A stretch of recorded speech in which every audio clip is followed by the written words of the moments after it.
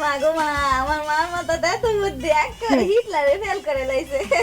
এই এই গোলামের পুতকে কোন বাড়িতে থাকে? ওটা তুমি বুঝবা না মা, বই আছে পড়ছিলাম। স্কুলে এই এত বড় বড় নাম লিখতে লিখতে কলমের কালিটা সব শেষ হয়ে যাব। হ্যাঁ, এই জন্য বুদ্ধি করে নাম ছোট রাখছি। লিখতে গেলে কালি কম খরচ হইব, ডাকতে গেলে শক্তি খরচ কম হইব।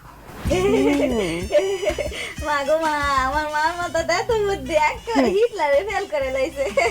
এই এই গোলামের পুতকে কোন বাড়িতে থাকে? ওটা তুমি বুঝবা না মা, বই আছে পড়ছিলাম। আমি দিন দিন এত শুকাই যাইতেছি, কে কত মানুষ দেখলে তো হাসাহাসি করে। আমি কেমন একটু মোড়ো মা। মার কথা না শুনলে তো এমনই হইব।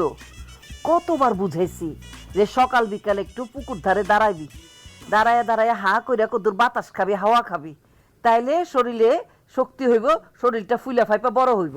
না, আমার কথা কে শুনে? মা ঠিক আছে, কালকের থেকে আমি সকালবেলা গিয়া পুকুর পাড়ে হা করে থাকবো আর বাতাস খামু, দেখবো মোটা না হইয়া কই যাই। কে?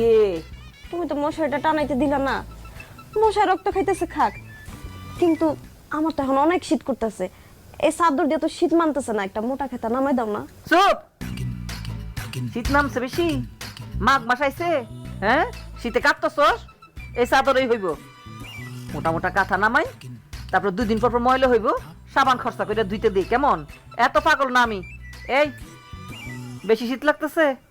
মা তাহলে এক কাম কর, তোরা 3 বোনে একজনের গায়ের উপর একজন উঠা তারপর ঘুমা, শীত কম লাগবো।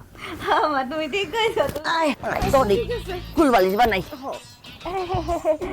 আমি এমন গেলে তো মইরা যাবো গা, মইরা যাবো গা। চুপ কর। এখন কি শীত কম লাগতেছে?